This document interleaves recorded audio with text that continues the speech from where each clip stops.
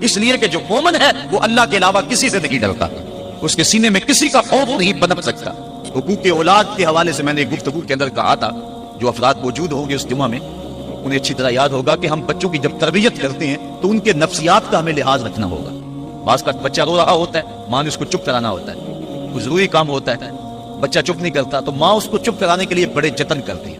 تو بعض کا ایسا ہوتا ہے کہ بچے کو چپ کرانے کے لیے ماں جلدی سے اس کو اپنی چھاتی سے چمٹا لیتی ہے تو کہتی ہے بچہ چپ کرو، بلی آ گئی۔ میں کہا کرتا ہوں کہ یہ بچے کی نفسیات پہ بہت بڑا حملہ ہے اور بچے کو بزدل بنایا گیا ہے۔ جو بچپن میں جس بچے کو بلی سے ڈرایا گیا، بڑا ہو کر وہ شیر کا مقابلہ نہیں کر سکتا۔ تو بچے کے نفسیات کے اندر یہ شے بچپن میں ہی ڈالی جائے کہ اللہ کے علاوہ کسی کا خوف اس کے سینے میں پنپ نہیں نہ پائے۔ یہ ہے تربیت جو ہم اپنی اولاد کی کریں، اور ایک یہ تربیت ہے جو اہل ایمان کی محمد عربی نے کی تھی۔ 313 ہو کے جبر کی قوتوں کے خلاف کھڑے ہو گئے۔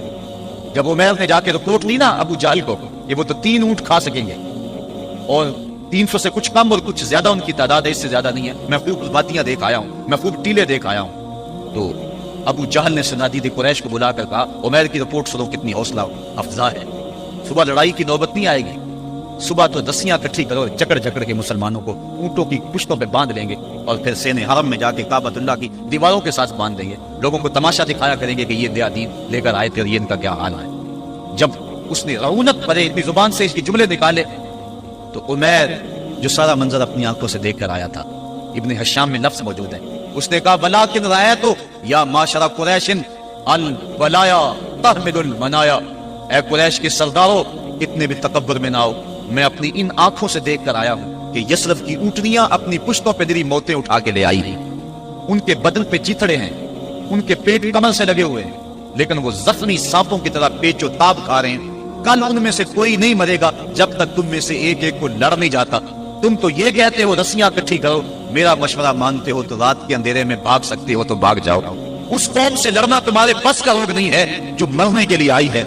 اتنی بڑی قوت کو دیکھ کر ان کے سینے میں خوف پیدا نہیں ہوا، بلکہ آپ جانتے ہیں بدر کی تاریخ گواہ ہے کہ 2 گھوڑے تھے، ایک روایت میں صرف 1 گھوڑا تھا، 6 زرہیں تھی، 8 تلواریں تھی، 70 اونٹ تھے، اور جن کے پاس تلواریں دی تو انہوں نے کھجوروں کے ڈنڈے توڑ لیے اور ہواؤں میں لہرانے شروع کر دیے۔ جب یہ ملکوتی قافلہ مدینے سے باہر نکل رہا تھا، دکانوں پہ یہودی عیسائی بیٹھے تھے، انہوں نے کہا مسلمانوں کس بل بوتے پہ جا رہے ہو، کس بلتے پہ جا رہے ہو، کون سا آسرا ہے تمہارا، آلات حرب و ضرب تو تمہارے پاس موجود نہیں، اتنی بڑی قوت سے ٹکرانے جا رہے ہو جو کیل کانٹے سے اور اسلحے سے آلات حرب و ضرب سے لیس ہو کے آئی ہے، تم مقابلہ کیسے کر پاؤ گے، کس بل بوتے پہ جا رہے ہو۔ حضور کملی اوڑے ساتھ ساتھ چل رہے تھے، صحابہ نے اشارہ کر کے کہا نہ تیغ و تیر پر تکیا، نہ خنجر پر نہ بالے پر، بھروسہ ہے تو اس سادی سی کالی کملی والے پر۔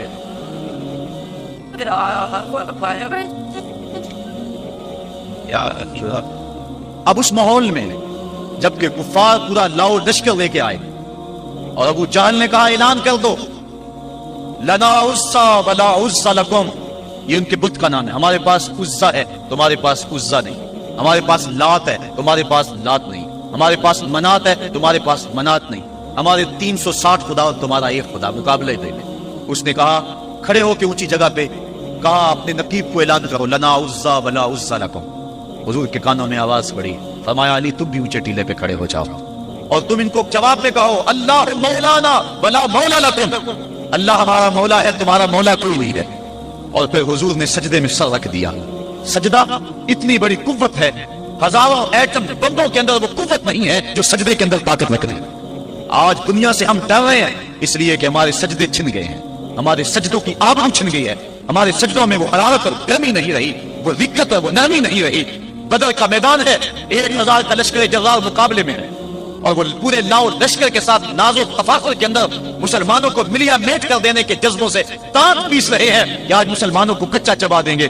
مسلمانوں کے ساتھ پاس صرف 8 تلواریں اور ان کے بطن میں کھانے کے لیے کچھ نہیں، جس کھجور کو چوس کے روزہ رکھتے ہیں اسی کھجور کو چوس کے روزہ افطار کرتے ہیں۔ یہ حالت مسلمانوں کی، بدن پہ چتھڑے لگے ہوئے کپڑے ہیں، عجیب حالت ہے۔ پھر کون سا آسرا تھا جو مسلمانوں کے کام آیا؟ مصطفیٰ کریم نے مسجد عریش میں سجدے میں پیشانی جھکا دی۔ حضرت ابو بکر صدیق رضی اللہ تعالیٰ عنہ فرماتے ہیں میں حضور کے ساتھ تھا، ساری رات مصطفیٰ روتے رہے، آنکھوں میں آنسو ہیں، حضور کی چادر سر انور سے سرک کے حضور کے کندھوں پہ آ جاتی، پھر کندھوں سے پشت پہ آ جاتی، میں اٹھا کے حضور علیہ السلام کے سر پہ رکھتا اور کہتا حضور بس کرو، हुजूर बार बार रोते और अल्लाह की बारगाह में सजदे में सर डालकर इल्तिजाएं करते। लफ्ज क्या थे महबूब की जुबान पे? आज तक ऐसी नाज वाली दुआ किसी ने नहीं की है जैसी दुआ मुस्तफा जाने रहमत ने की थी। मुस्तफा करीम सजदे में सर रखा है और क्या कहा? अल्लाहुम्मा इन तुहलिक हाज़िहिल असाबा लम तुरबत फिल अर्दि अबदा। मेरे मालिक, मैं नहीं कहता कि इन लोगों को बचा ले, देख मेरी जिंदगी की कमाई यही 313 है जो मैं तेरी चौखट पे लेके हाजिर हो गया हूँ। मेरी जिंदगी का कुल असासा, मेरी जिंदगी का कुल सरमाया कोहे अबू कुबैस पे किए गए दरसों का नतीजा, अक्काज की मंडी के अंदर दिए गए दरसों का नतीजा, और जिलमजार के मेले में तेरे दीन की तबलीग का नतीजा, ताइफ के बाजारों में पत्थर खा खा के जो तबलीग की उसका नतीजा, रस्ते में गड़े, रस्ते में पिछते हुए कांटे, और मक्के के बाजारों में मेरे बदन के ऊपर पड़ती हुई ओजरियां, मैंने फिर भी तेरा कलमा बुलंद किया। मेरे मालिक, मेरी पूरी जिंदगी का गदास, मेरी पूरी जिंदगी का सरमाया, मेरी जिंदगी के आंसू, मेरी जिंदगी का रोना सेने आम के अंदर काबतुल्लाह की छांव में सजदे कर करके, कभी मैंने उमर मांगा, कभी मैंने हमजा मांगा, तेरे दीन के लिए मैंने जो एक एक करके तिनका जोड़ा और ये छोटा सा घोंसला बनाया।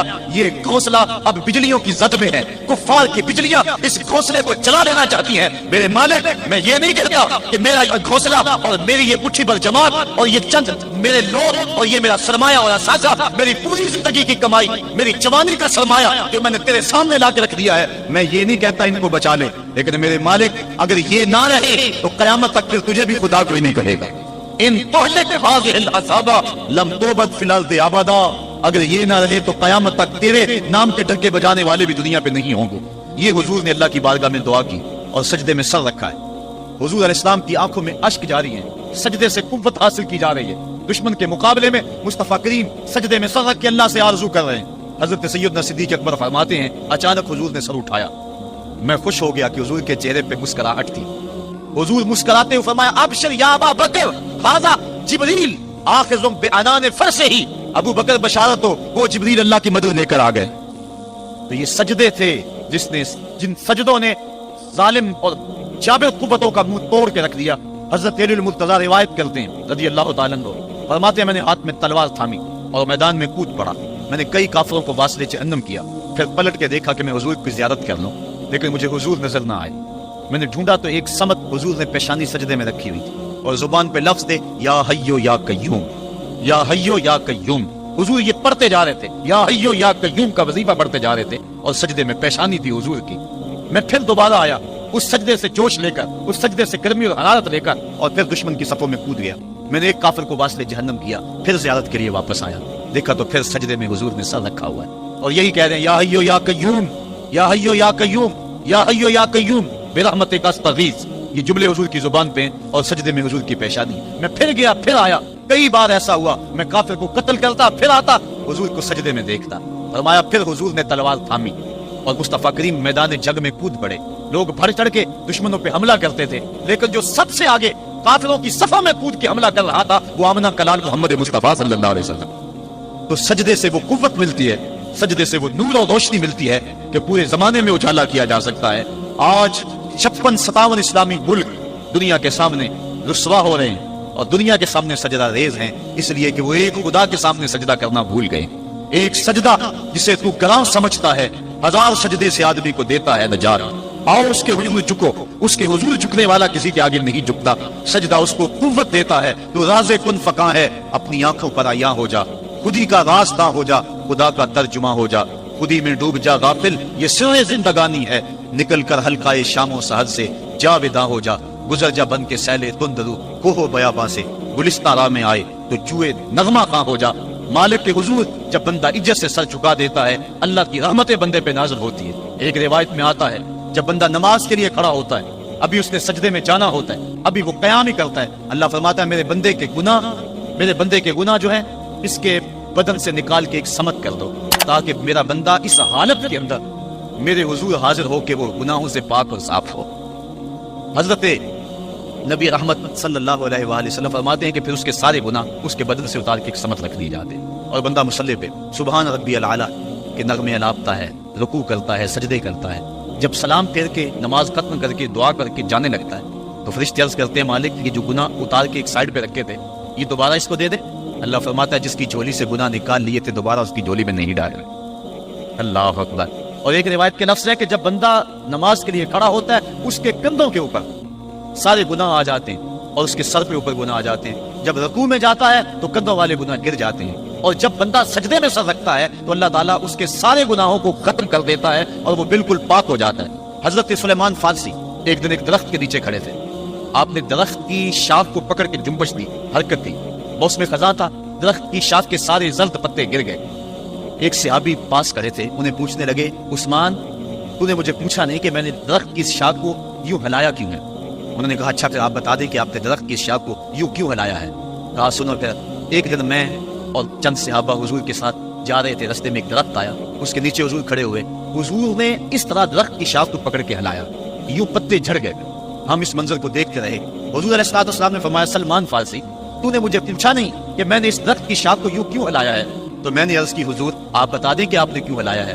فرمایا, سلمان جس طرح اس درخت کی شاخ کو ہلایا گیا اور سارے پتے جھڑ گئے, جب کوئی بندہ سجدے میں سر رکھتا ہے, نماز پڑھتا ہے, اس کے سارے گناہ دھل جاتے ہیں اور وہ پاک اور صاف ہو جاتا ہے. ایک دن فرمایا, صحابہ اگر کوئی بندہ اس کے گھر کے سامنے سے نہر گزرتی ہو اور وہ دن میں 5 مرتبہ اس نہر کے اندر غسل کرے تو بتاؤ اس کے بدن کے اوپر کوئی میل کچیل رہ جائے گا. عرض کی نہیں. فرمایا, اس طرح جو 5 نمازیں پڑھتا ہے اس کے بدن کے اوپر گناہوں کا میل نہیں رہتا. فرمایا, الصلاۃ معراج المومنین, نماز مومنوں کا معراج ہے. عماد الدین الصلاۃ, نماز دین کا ستون ہے. حبب الی من دنیاکم ثلاث, الطیب والنساء وجعلت قرۃ عینی فی الصلاۃ, مجھے تمہاری دنیا سے صرف 3 چیزیں پسند ہیں, خوشبو, منکوحہ بیویاں, اور میری آنکھوں کی ٹھنڈک نماز میں رکھی ہے. اور حضور نے یہ بھی ارشاد فرمایا, من ترک الصلاۃ متعمدا فقد کفر, جس نے جان بوجھ کے نماز چھوڑی گویا اس نے کفر ہی تو کیا, یعنی کافروں والا کام کیا.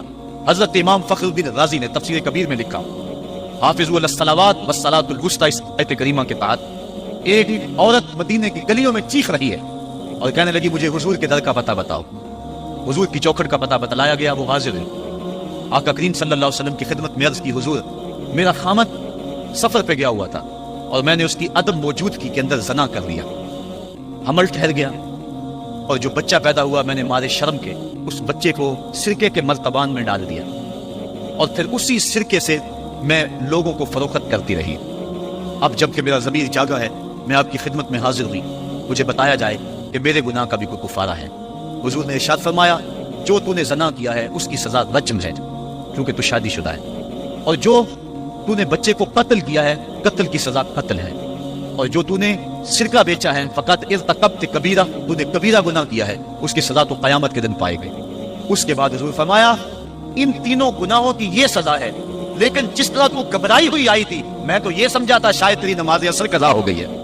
اب آپ اندازہ کریں کہ نماز کی اہمیت کیا ہے اور ہم اس بات میں کتنی سستی کرتے ہیں. کسی سے پوچھا جائے نا آؤ نماز پڑھنے چلے, وہ کہتے ہیں بس یار میرے کپڑے پلید ہیں, کپڑے میرے پاک نہیں ہیں. تیرے کپڑے کیسے پاک رہ سکتے ہیں؟ تو اللہ کے حضور جھکنا نہیں جانتا, تیرے کپڑے بھی پلید ہے, تیرا دل بھی پلید ہے, تو اس کے حضور جھک کے تو دیکھ, تن بھی ستھرا کر دے گا, تیری روح کو بھی پاکی دے دے گا, تیرے قلب کو بھی طہارت بخش دے. تو اس کے حضور آ جھک, اس کے حضور سجدوں سے اللہ کے حضور خراج پیش کر اپنی محبتوں کا. جب بندہ سجدے میں سر رکھتا ہے اللہ فرشتوں میں فخر کرتا ہے, میرے بندے کو دیکھو نا, بالآخر میرے حضور ہی جھکا ہے نا. کتنے گناہ کیے اس نے, کتنے جرم کیے اس نے, لیکن بالآخر میرے حضور آیا اور اپنے گناہوں کی معافی مانگتا ہے. فرشتوں گواہ ہو جاؤ میں نے اپنے اس بندے کی مغفرت فرما دی.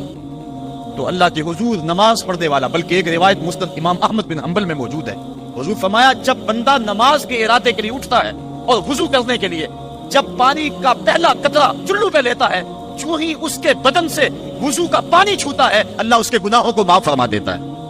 جس نماز کے قصد کے لیے اٹھیں اور وضو کریں اور پانی چھوتے ہی گناہ معاف ہو جائیں, اگر اس نماز کا اعلیٰ درجہ سجدہ کر دیا جائے تو پھر مالک کی کتنی رحمت نازل ہوگی.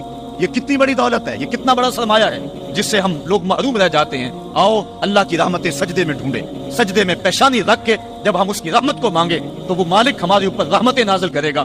آج پوری دنیا کے اوپر مسلمانوں کے ساتھ جو حالات ہیں وہ کسی سے مخفی نہیں. کوئی کہتا ہے کہ معاشی طور پہ مسلمان کمزور ہیں, اس وجہ کو بھی میں تسلیم کرتا ہوں. مسلمان کے پاس آلات حرب و ضرب بھی موجود نہیں ہیں, اس وجہ کو بھی تسلیم کر لیا جائے. سیاسی طور پہ مسلمان کمزور ہیں, اس وجہ کو بھی تسلیم کر لیا جائے. یہ ساری وجہیں اپنی جگہ پہ, لیکن یہ بھی تو سنو مسلمانوں کی تعداد اس وقت 1,40,00,000,000 ہے. افرادی قوت اتنی کبھی بھی مسلمانوں کی نہیں ہوئی تھی. اس وقت مسلمانوں کے پاس ایٹمی طاقت موجود ہے, اتنی قوت عسکری کبھی بھی مسلمانوں کے پاس نہیں ہوئی تھی. 56 اسلامی ملک ہیں جن میں قیمتی معدنیات سے اور تیل کی دولت سے اور سونے کی قیمتی معدنیات سے یہ مسلمان مالا مال ہیں.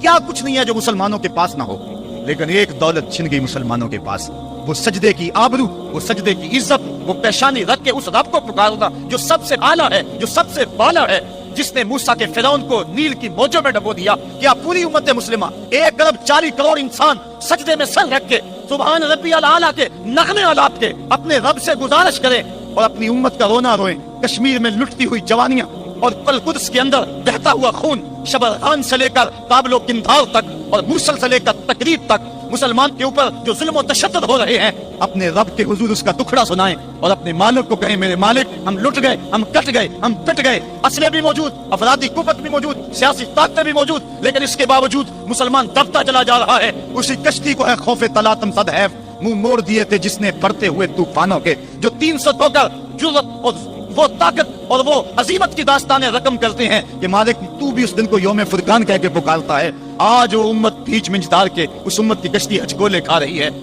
ہماری فریاد، ہمارا استغاثہ تیرے سے ہے، میرے مالک ہمارا کھویا ہوا وقار بحال کر دے اور اس امت کو اس مرتبہ کمال تک پہنچا دے جس مرتبہ کمال تک یہ امت پہلے پہنچی تھی، اور ان کا کھویا ہوا وقار بحال کر دیا جائے۔